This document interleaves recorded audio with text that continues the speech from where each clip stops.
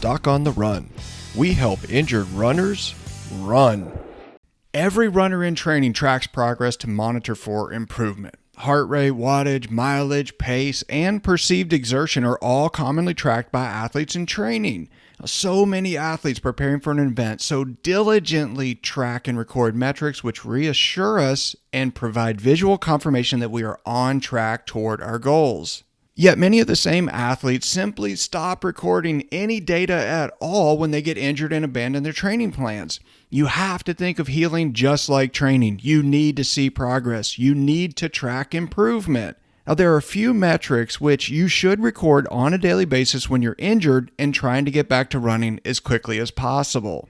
Unfortunately, many injured runners simply develop the perception that they're not doing anything. You suddenly shift from being active to feeling passive. You feel like you're just sitting still, rotting away on the couch while you're wearing a fracture walking boot. It seems so passive, just like you're waiting for something to transpire. It certainly doesn't feel like active recovery, and most definitely doesn't feel like training. But that doesn't mean you can't take a more active approach by monitoring trends that directly affect your rate of recovery and modifying relevant activities based on those trends. So let's talk about the 4 most important metrics to monitor when you're injured and trying to get back to running.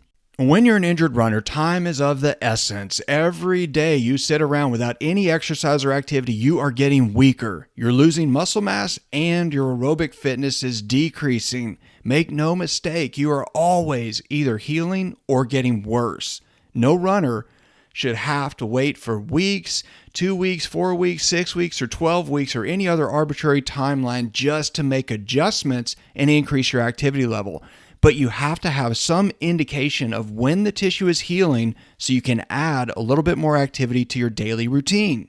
Now, pain is the very first indicator of tissue damage. And it goes without saying that if the tissue damage is being repaired, the amount of pain you experience should go down accordingly.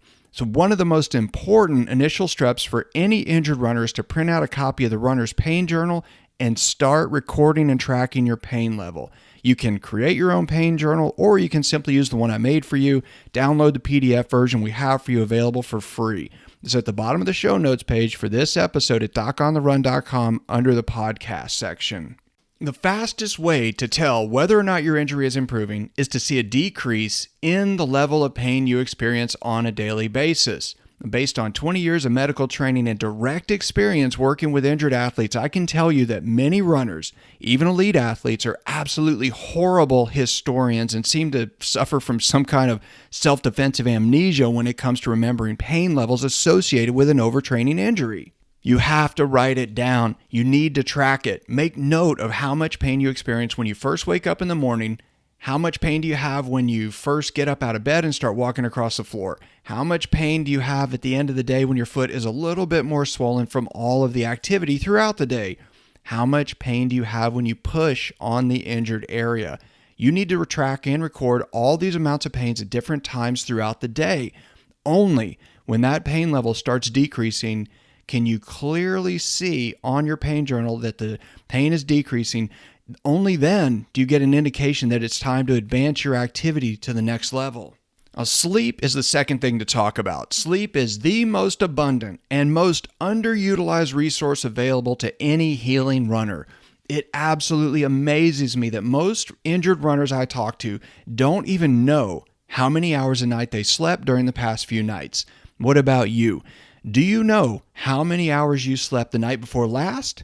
I mean, when I ask you that question, in all honesty, do you try to think about what day it is and then try to think about what your schedule normally is? Or do you actually know that you wrote it down, you could check, and you could tell me with 100% certainty how many hours you slept the day before last? I think most runners have no idea about how much they're really sleeping. The quality of your sleep is crucial to a speedy recovery. Your tissues heal fastest while you are sleeping. If you're waking up multiple times during the night, that could also be an indication that you're actually rolling over onto your injured foot, stretching, stressing, and straining the injured tissue, inciting pain that actually wakes you up from your sleep. If that's happening, you need to protect or immobilize the foot so you're not stressing the injured tissue while you're trying to sleep and let it heal. Make note of how many hours you sleep each day. Make note of how many times you wake up during the night. Make note of whether or not you feel fully rested in the morning when you wake up. And if you really want to cover as quickly as possible, you should pay very close attention to your sleep patterns. Track your sleep and look for ways to make improvements. And the third thing to talk about is nutrition.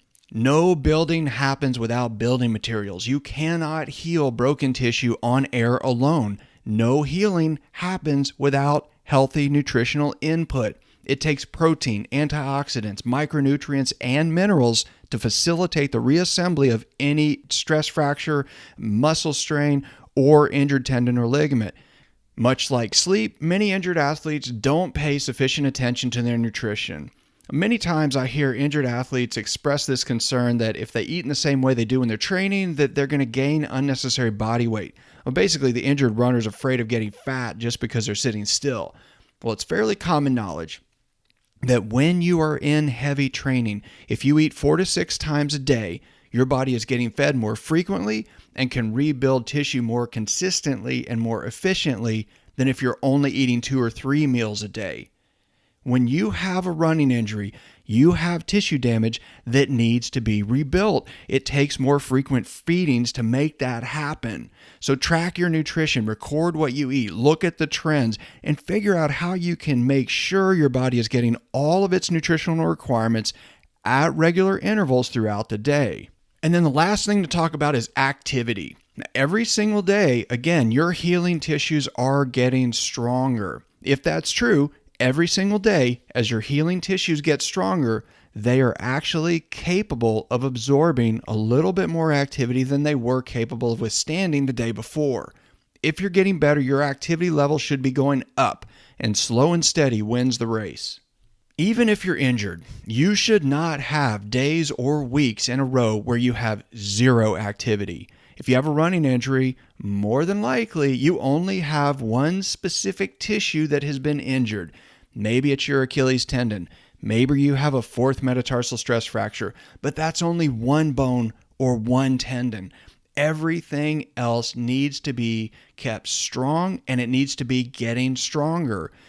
When you start running again, if your injured structure is not 100%, then all of the neighboring and supporting structures in your body have to protect and support that one injured part.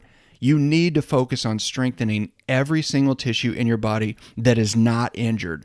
Talk to your coach, talk to your doctor, talk to your physical therapist. Develop a schedule and a specific plan for increasing your activity level so you can strengthen all of the other muscles, tendons, bones, and ligaments that will serve to support and protect your healing injury as you return to running.